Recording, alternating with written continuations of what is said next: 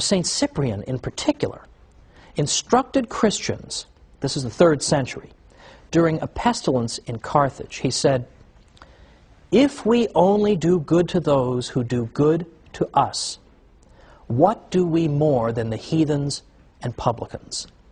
If we are the children of God, who makes his sun to shine upon good and bad, and sends rain on the just and the unjust, let us prove it by our acts, by blessing those who curse us, and doing good to those who persecute us." Now, there was a fellow named Pachomius in the Roman army in the early 4th century who was very impressed that at a time when famine and disease struck the army, who came out and helped them? Who came out and lent their undiscriminating assistance? It was those who believed in Christ. And here they were helping some of the very people who had persecuted them in the past. This amazed Pachomius. He wondered, what kind of religious tradition could it be that could inspire this kind of disinterested benevolence, in which you would indiscriminately do good, even to those who had done evil to you? He couldn't believe these people. So what do you think happened? He began investigating the faith. What is this all about? And before long, he himself was a convert. This is, in large part, how a great many Catholics have converted non-Catholics. It's not always by debating them into the church or bashing them over the head into the church, although, by the way, that's how I came in. People bashed me over the head over and over and said, "It's the one true church. What's the matter with you, you Lutheran?" And it made me think, and I came in. But other people have been brought into the church because Catholics have just niced them to death. They're just so nice to them all the time, they just can't take it anymore. Okay, I will look into this. How can you people be so good to me? And that's what brings them in. That's what brought in Pachomius. This is the great witness of Catholic charity. Now, as I say, it's always fun to see what anti-Catholics have to say. And there are many of them. But even anti-Catholics have admitted, as we'll see after the break, famous anti-Catholics have admitted that they don't know how to account for what the Catholic Church has done. They look at Mother Teresa, they don't know how to explain this without using a supernatural explanation. Well, let's go ahead and come on back after the break, and we're going to see some of the Church's most outspoken opponents and what they've had to say about Catholic charity. So come right back.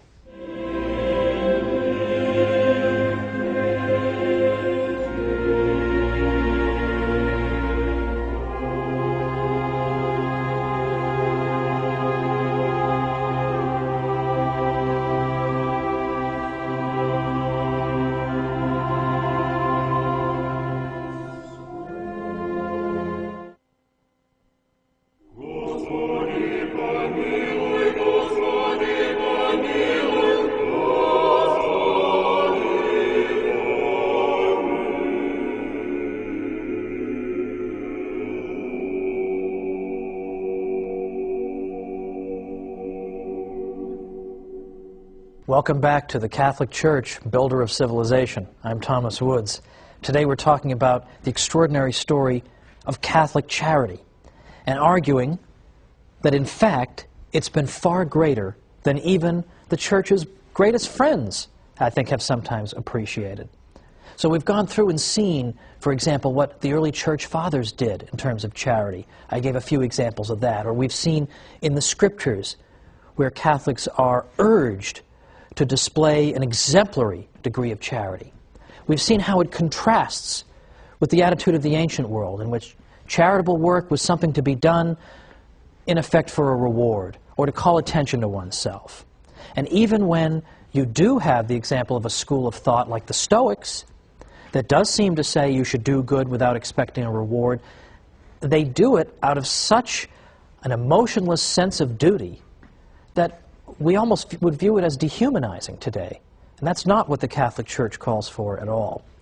Well, just before the break, I was pointing out that a great many of the Church's best-known opponents over the years have conceded this point about Catholic charity. So I'd like to make good on that promise and go through a few of them, because this is quite astonishing, what we hear.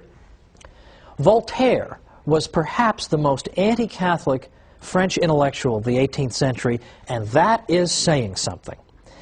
And yet even Voltaire had to admit that he could not get over the extraordinary sacrifice that women religious made in order to work in hospitals. These nuns and their good work were extraordinary to him. And so Voltaire actually said, "Perhaps there is nothing greater on earth than the sacrifice of youth and beauty, often of high birth, made by the gentle sex in order to work in hospitals for the relief of human misery, the sight of which is so revolting to our delicacy." And he said, "Peoples separated from the Roman religion have imitated only imperfectly so generous a charity." Well, of course, ours is the Roman religion that he names. Now that is quite extraordinary, isn't it? That even Voltaire, who despised Catholicism, had to say, I have to hand it to them, I don't know how to account for this. Another example I sometimes cite is Julian the Apostate. Julian the Apostate was a 4th century Roman emperor from about the 360s, and Julian was anti-Christian through and through. He despised the toleration that had been extended to Christianity in the Edict of Milan in 313 by the Emperor Constantine. And in fact, Julian wanted to bring back ancient paganism and wipe out the Christian presence. And so, what did he try to do? He tried to revive a pagan priesthood and pagan ceremonies and all the trappings of an ancient pagan religion and give that the support of the state.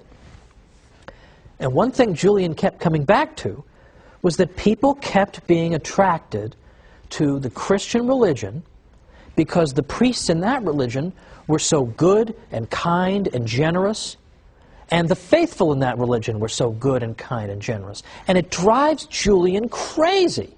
He says repeatedly, these people are so nice, why are my pagan priests not that nice? Why are you pagans not so nice? Because the Christians are coming in and they're snatching up people left and right by their good example. Why can't we come anywhere near imitating them? Well, there's an interesting compliment, isn't it? Okay, I mean, Julian has no particular interest in complimenting people who have the faith, and yet here he is forced to do it because you're showing us up as pagans. Now, my personal favorite in this list is Martin Luther, because I myself am a former Lutheran. That is a whole other story for a whole other program. However, I know a little something about Luther. I've read an awful lot of what Luther wrote.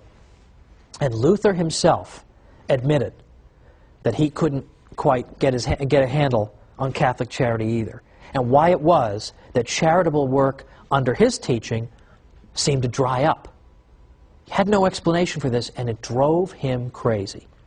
Now, before I go any further, I want to anticipate an objection here, because sometimes I get this. I get people saying, well, should you really portray Martin Luther as an enemy of the Catholic faith? I mean, wasn't he, toward the end of his life, didn't I hear something about maybe he was having second thoughts? Well, I don't think so. Because in fact, the last book Martin Luther wrote was called Against the Papacy at Rome, an Institution of the Devil. So if he's having second thoughts, he has a very funny way of showing it. Well, Luther, of course, taught the doctrine of justification by faith alone. And he repeatedly said that we don't need to do good works in order to get into heaven. Now, this is a very technical theological discussion here. And Luther, by the way, was not saying that nobody should do good works. In fact, Luther argued that a Lutheran could do good works in an even purer spirit than a Catholic could, because a Lutheran would know that the good works were not going to do anything for him salvation-wise. He was doing them only because he loved God. Whereas a Catholic is always thinking in terms of self-interest when he does good works. But Luther's point was that good works aren't going to do anything in terms of your salvation, whether they're done in the state of grace or whatever, not going to do anything. But what some people took Luther to mean, and Luther is partly to blame for this, was that you don't need to do good works, period. Because Luther would speak in such exaggerated language that at one point he actually said, you can commit adultery 100 times a day, and you can commit 100 murders a day, but as long as you have